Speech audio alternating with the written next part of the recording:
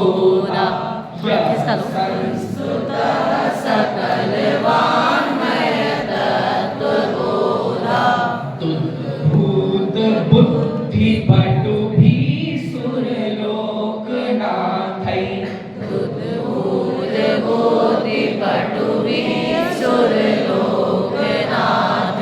स्तोत्रैर्जगत्त्रितय चित्तहरैरुदारै। स्तोत्रैर्जगत्त्रितय चित्तहरैरुदारै। स्तोष्ये किलाहमपि तं प्रथमं जिनेन्द्रं।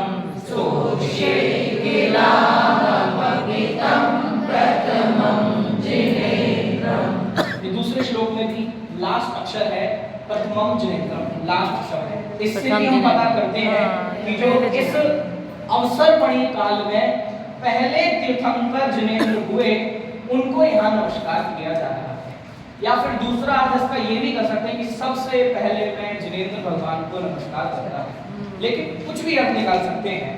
कहने का मतलब पूरे स्तोत्र में सिर्फ आदिनाथ भगवान को नहीं, हम सभी तीर्थंकरों को, सभी भगवान को, जिनेन्द्रों को नमस्कार कर रहे हैं। आइए देखिए, यह माने जो, जिनकी, यह संस्तुतः, संस्तुतः मतलब कि जिनका स्तवन किया गया है, जो संस्तुत है, जो स्तुति किए गए हैं, और सकल वाङ्मय तत्त्वबोधात्।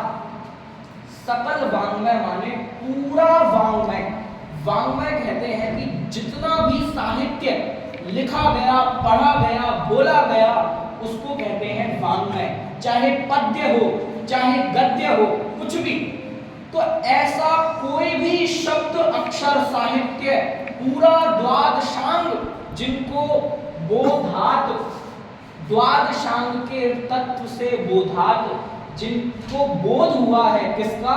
कि सकल वाङ्मय का बोध हुआ है। बोधात, अभी जो द्युत है, इसमें जो शुरू का द है वो निकल के त के पास चला, धा के पास चला जाएगा, तो बनेगा बोधात। बोध से क्या हुआ है? उद्भूत मतलब प्रकट हुई है। बुद्धि, बुद्धि प्रकट हुई है किससे? कि द्वादशांग के ज्ञान से, जिनकी अद्भुत बुद्धि उद्भूत प्रकट हुई है। पटुभी, पटुभी मतलब बहुत तीव्र, तीक्ष्ण बुद्धि प्रकट हुई है। सुरलोकनाथै, ऐसे सुरलोक के नाथ यानी कि इंद्र, सुरलोक के नाथ यानी कि इंद्रों के द्वारा, कि हे भगवान आप किनके द्वारा संस्तुत हैं, किनके द्वारा पूजे गए हैं? कि उनके द्वारा पूजे गए हैं जिन्होंने सकल वाङ्मय को जान लिया है, और दूसरा वो सुरलोक के नाथ हैं, उनकी बुद्धि सकल वाङ्मय को जानने से तीव्र हो गई है। आगे स्तोत्रैहि, अब इसका विच्छेद करेंगे, इसको पढ़ नहीं पाते बहुत सारे लोग। स्तोत्रैर, स्तोत्रैर जगत ऐसे पढ़ना है, और जब विच्छेद करेंगे तो बनेगा स्तोत्रैहि, विसर्ग लग जाएगा। आप लोग बहुत ज्यादा इसमें नहीं जाओ तो बहुत समय निकल जाएगा, जितना हो सकता है मैं बता रहा हूं। स्तोत्रैहि मतलब देवों के द्वारा स्तोत्र किया गया है, जो वो कैसा है? जगत त्रितय चित्त हरैरुदारै। जगत त्रितय माने तीन लोक। तीन लोक कौन कौन से हैं? आप बता सकते हो? आप तीन लोक, ऊर्ध्वलोक, मध्यलोक और अधोलोक। ठीक है, बढ़िया।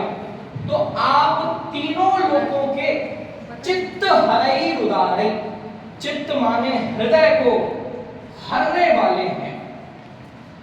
फिर से, देवों के द्वारा जिनकी बुद्धि पूरे द्वादशांग को जानने से बहुत तीक्ष्ण हो गई है, पटु भी तीक्ष्ण हुई है, ऐसे सुरलोक के द्वारा, सुरलोक के नाथों के द्वारा जो आपका स्तोत्र किया गया है, और आप ऐसे हैं जगत त्रितय चित्त हरैरुदारै, कि आपका ये स्तोत्र तीनों लोगों के चित्त को हरने वाला है।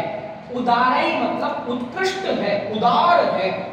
और स्तोष्ये कि मैं भी आपकी स्तुति करने आया हूं, मैं भी आपको स्तवन करता हूं। स्तोष्ये माने आपकी स्तुति करता हूं। किलाहमपि तम, किल माने वास्तव में, आह मतलब यह, अपि कि मैं भी, तम उन, प्रथमम जिनेन्द्रम उन प्रथम जिनेन्द्र की स्तुति करता हूं। किन प्रथम जिनेन्द्र की? कि जिनकी स्तुति तो सुरलोक के नाथ, जो सकल मानवमय तत्व के ज्ञाता हैं, उनके द्वारा की गई है। ऐसे महान प्रथम जिनेन्द्र की भक्ति स्तोष्ये किलाहमपि, मैं भी करता हूं। ठीक है, अब इसका चित्र देखिए। कोई शब्द समझ नहीं आया तो पूछ सकते हैं, पढ़ लीजिए एक बार, फिर चित्र देखेंगे। या हाँ हाँ, इंद्रों द्वारा आपकी स्तुति की गई है, भक्ति की गई है। जिस प्रकार से नहीं, जिस प्रकार से नहीं, जिस प्रकार से नहीं, आपकी महिमा स्वरूप ये कहा गया है कि हे भगवान, आपकी भक्ति तो इंद्रों द्वारा की गई है, आप इतने महान हैं, लेकिन मैं भी आपकी भक्ति करने के लिए आया हूं। ऐसा। हाँ, स्तोष्ये, हाँ, स्तोत्रैहि मतलब आपके स्तोत्र के द्वारा। जगत त्रितय चित्त हरे उदारे, आपका स्तोत्र इतना महिमाशाली है कि तीनों लोगों के चित्त का हरण कर लेता है, मतलब सबके हृदय को भा जाता है। स्तुति गुणानुगार, गुणानुगार। देखो अभी डॉक्टर साहब ने बताया था कि भक्ति हृदय में होती है और स्तुति वाणी में आती है। तो हृदय की भक्ति जब वाणी में आ गई तो उसे स्तुति या स्तोत्र कहते हैं।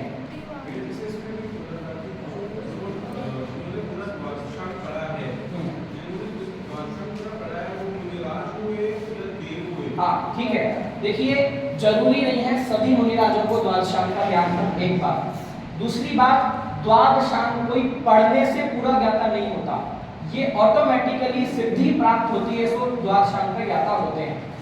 जो स्वर्ग का देवता का नाथ है यानी कि इंद्र, सौधर्म इंद्र द्वादशांग का ज्ञाता होता है जन्म से ही, उसको सौधर्म इंद्र पर्याय में पूरे द्वादशांग का ज्ञान होता है। ऐसा द्वादशांग मतलब समस्त जिन शुद्ध, समस्त वांग्मय।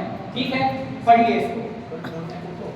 हाँ, जो गणधर मुनिराज हैं उनको तो होता ही है, ठीक है, वो तो गूंथते हैं भगवान की वाणी को, द्वादशांग में गूंथते हैं, तो उनकी तो होता ही है। और कुछ आचार्य मुनिराजों को भी होता है, लेकिन सबको नहीं। ऐसा, आइए पढ़ते हैं और इसका चित्र देखेंगे। यह संस्तुतः सकल वाङ्मय तत्त्वबोधा, तुद्भूत बुद्धि पटुभिः सुरलोकनाथे, स्तोत्रै जगत् त्रितय चित्त हरे उदारे, स्तोष्ये किलाहमपि तं प्रथमं जिनेन्द्रम्। ये सामान्य इसका चित्र बनाया गया है कि देवता गण जो कि अत्यंत बुद्धिमान है, वे तीनों लोगों के नाथ की भक्ति कर रहे हैं, और इधर आचार्य मानतुंग उनसे कह रहे हैं कि हे भगवान, मैं भी आपकी भक्ति करने के लिए उद्यत हुआ हूँ। और आप देखेंगे कि यहाँ पे बीच बीच में ये जो बुलबुले बनाए हुए हैं, इसमें भी जिनवाणी के प्रतीक स्वरूप चिन्ह बनाए गए हैं, ये देखेंगे तो इससे भी पता चलता है कि द्वादशांग के ज्ञाता वो देवगण होते हैं, इसका भी प्रतीक स्वरूप ये चित्र बनाए। ठीक है, आइए आगे बढ़ते हैं। चित्र आप सबको मिल जाएंगे। ठीक है, अगला